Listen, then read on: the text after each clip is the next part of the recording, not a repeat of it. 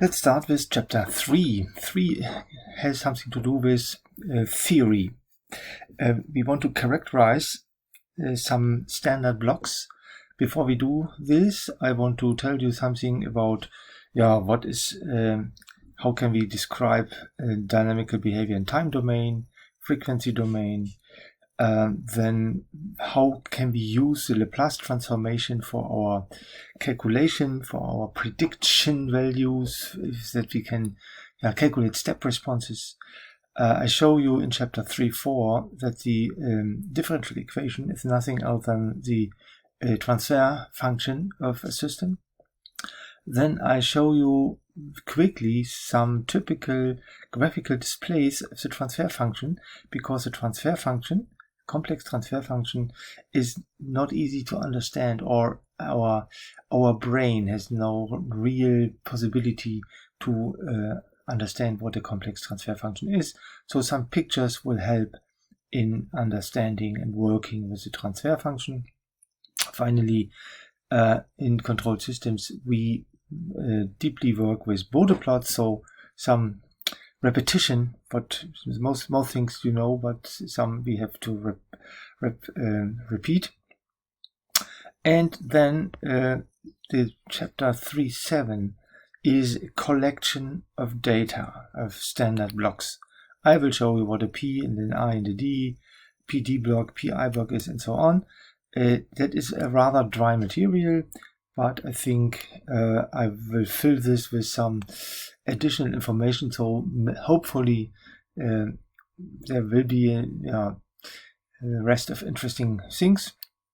And the reason to go through these blocks is just we can then open a project number 1. Project number 1 is I call this project because here I want to show you the first closed loop control system. We want to talk about a cruise control.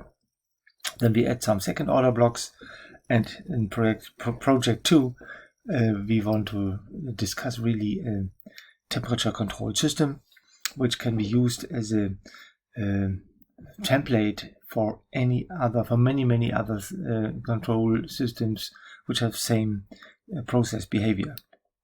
And then we close this with chapter 3.9.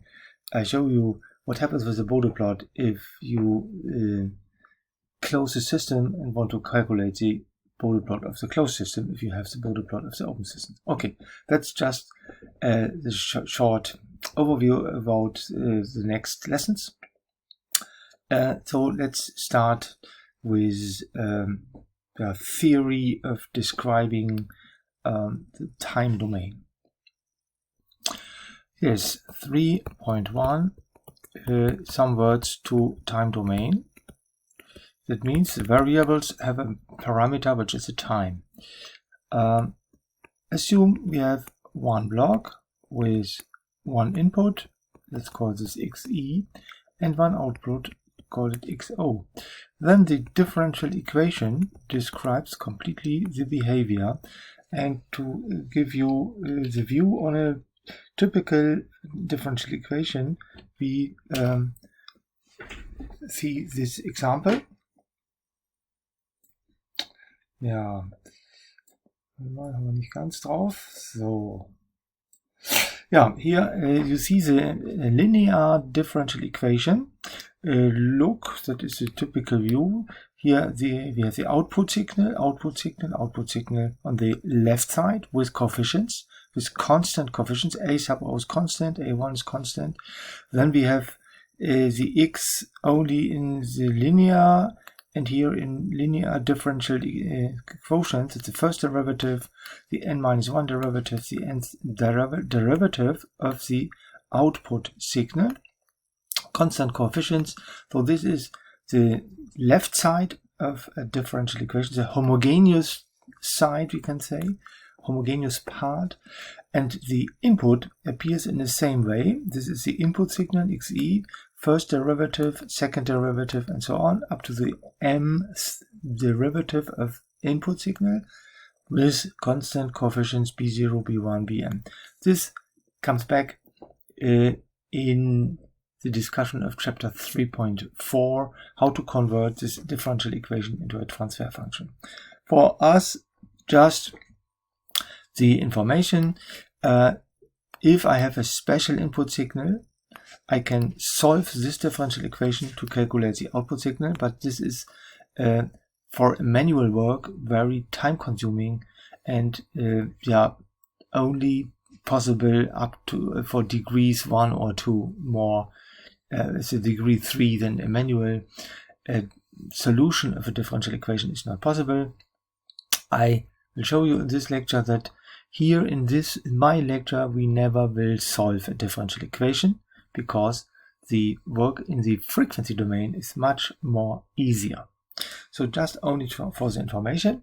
Then I think that we first should define some functions and the names for the functions which we use in the time domain. Special signals in time domain are, for example, the step function. This is the most important time function, the step function, which is defined very quickly in the time domain with the time diagram. We have just a constant line 0 up to this point, and a very fast switch to an amplitude.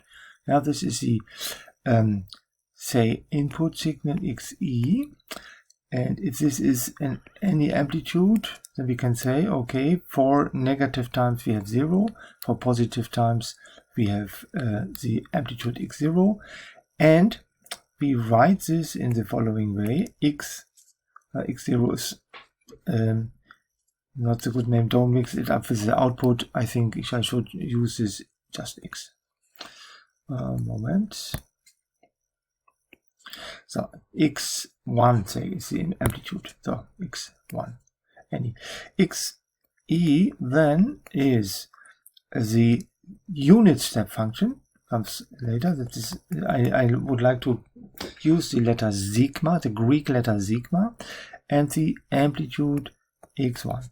So we can say, okay, this is the unit step function, has the amplitude 1. If x1 is 1, we have sigma. If we have any other amplitude x1, we just multiply this with our unit step function. The unit step, the response, if this is the input signal for my block here, then we call the output, then output is called step response.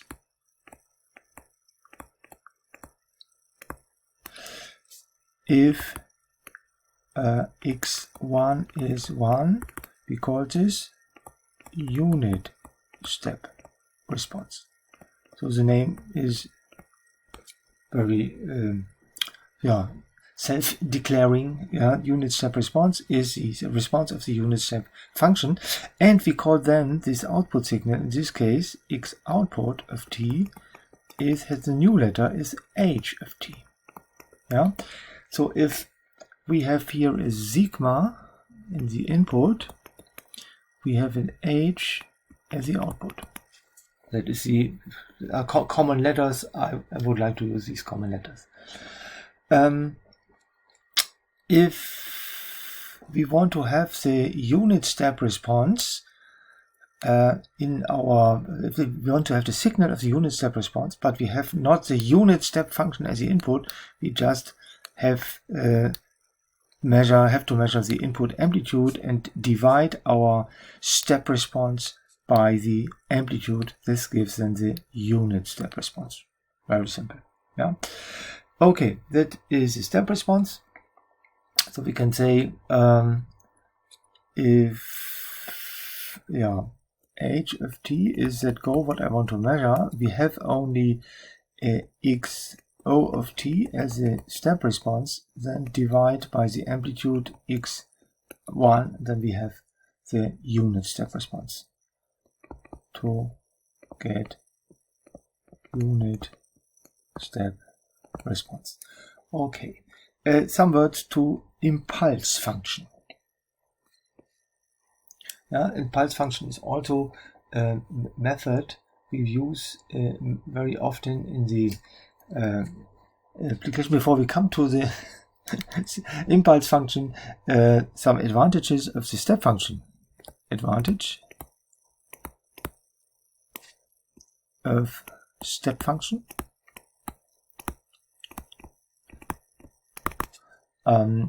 Easy to generate.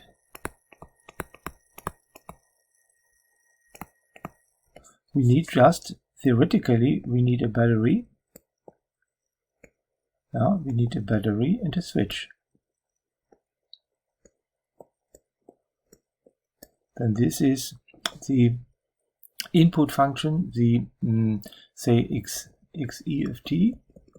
If u1, sorry, in capital letter, is the amplitude of the battery u1, then the output voltage u1 in small, in lowercase letters, is u1 times sigma of t. Now that is the if the switch is closed at time 0. Oh. Then we have a generator, a step function generator, and if u1 is 1 volt, of course, then we have a unit step function in voltage. That's the advantage, easy to generate. We have a next advantage, good DC behavior, DC information. And this is important in control systems because the DC information gives us some information about control errors and so on. What we have not very good in the behavior is the high frequency, bad high frequency information.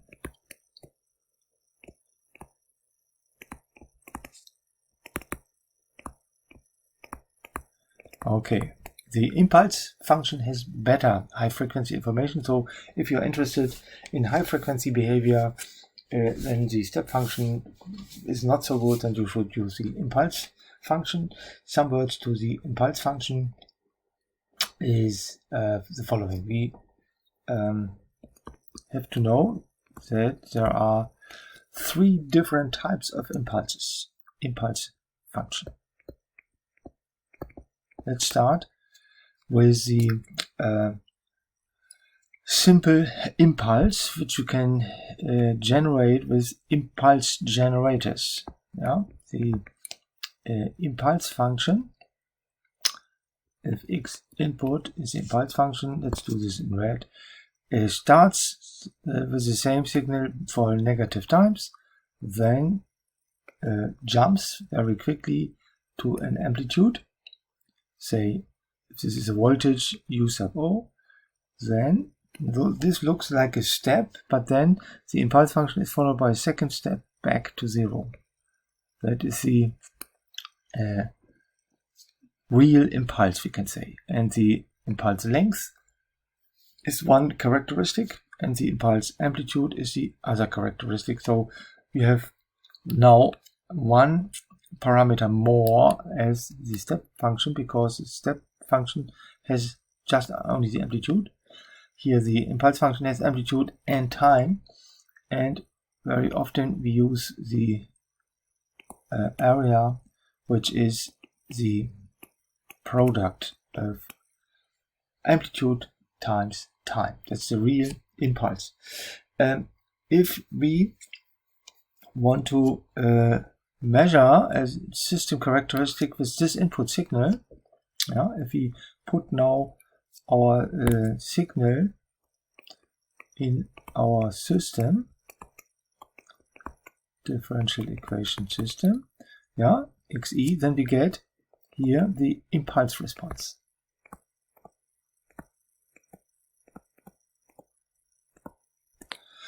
This impulse response is a function of the A's and the b's, so the system, but also a function, of course, of u sub o. So we have to go to a unit step function.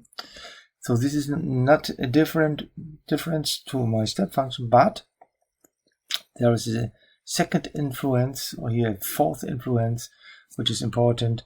The time also has an influence to the impulse response. So if we want to measure A's and B's, we must acknowledge that we have also influences of the amplitude. That can be avoided by setting the amplitude to unit value to 1. But here we have also an influence caused by the duration of the impulse t. Okay, if we want to have an impulse response which only depends on the system, then we have to do one step more than in the step function case. The idea is make t 0. So next step, set t, make t very small. This has the advantage that the impulse response is independent of t, but the disadvantage, the amplitudes of the impulse response, of course, are depending on t. If t is very small, then the amplitude is very small, and then very quickly we are lower with the amplitude than noise. So at the same time, but now amplitude of impulse response is low. That's not good. So at the same time, we have to increase the amplitude here to have this a relevant output amplitude. And at the same time, if we make t small, we make u sub o large. So the idea is, for the ideal impulse, that the area is constant. Area is constant. So that the product, the area of the impulse at the input, has something to do with the amplitude at the output. But if the area is still u sub o times t, t0 and u sub o is infinity, then this could be a constant value. Then we have a relevant amplitude at the output. This is called now this function, this signal is called ideal impulse. The problem is the ideal impulse could not be generated. That's just a theoretical impulse. There's no signal generator who can do this. You can go into the near, but you see it is nearly impossible to do this. For example, impossible to generate.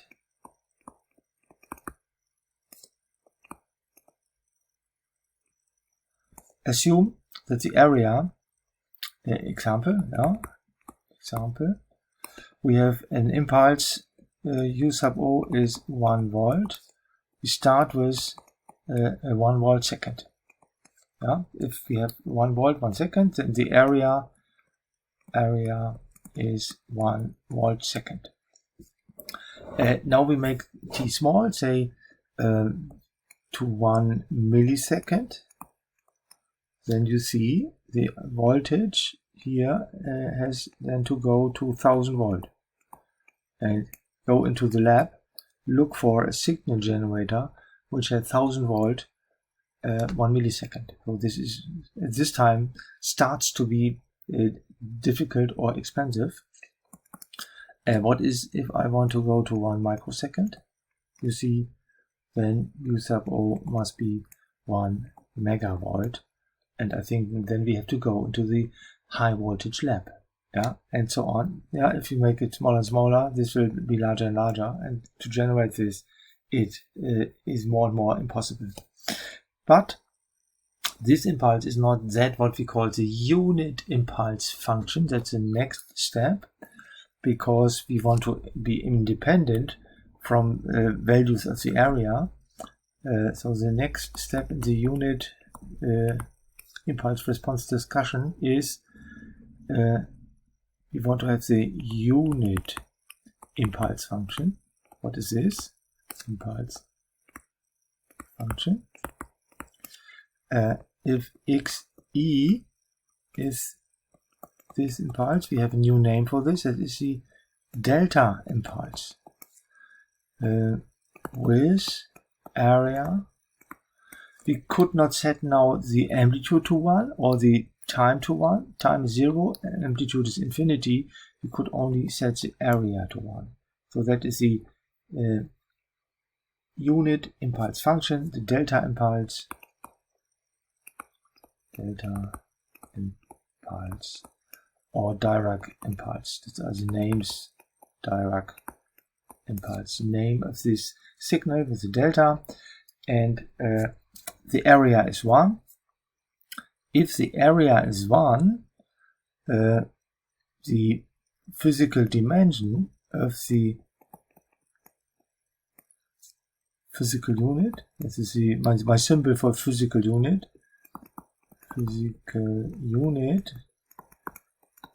of delta is 1/second.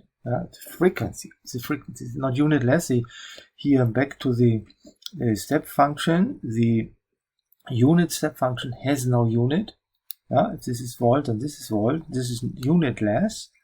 The delta impulse has the unit 1/second. That makes it sometimes a little bit confusing, but we cannot change it.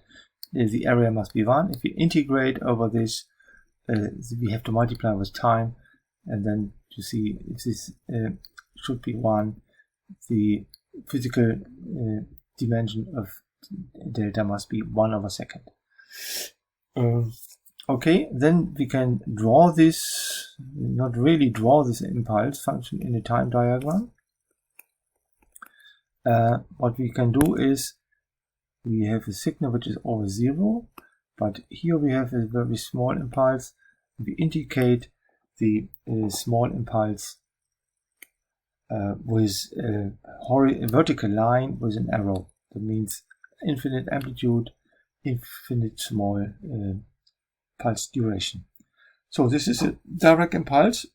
The response, black, the response is then X output the G of t. If xe is delta of t, if xe is delta of t, then we call this impulse response unit impulse response is G of t. So we are naming delta input, G output. Sigma input, note sigma, and delta could be mixed up.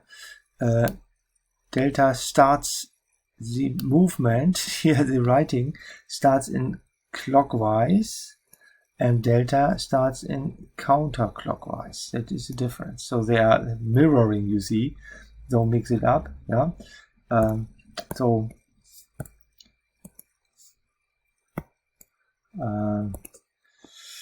Delta and sigma are just important time signals.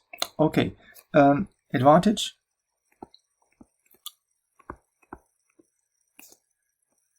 Of G of t, high frequency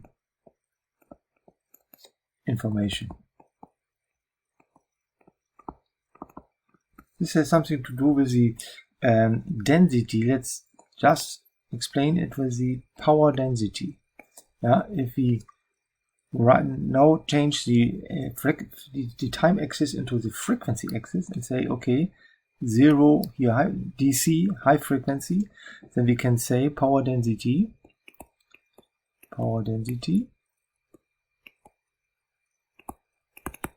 That has something to do with in which frequency region I have large power or small power. Then we can say, okay, this step function looks like this. That is sigma of t, and the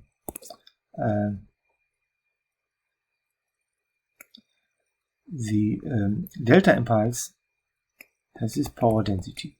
Yeah, that means the power of any frequency has the same value for the delta. And here you see the power of the DC signal is much larger, and the power of the high frequency goes down. So yeah, here this is covered by noise. The power of the power density of the delta impulse is just constant over the frequency. So if you want to have information here in the high frequency range, you see the step function is not good. Okay. Before we go into the frequency domain, I think we should make a new next video.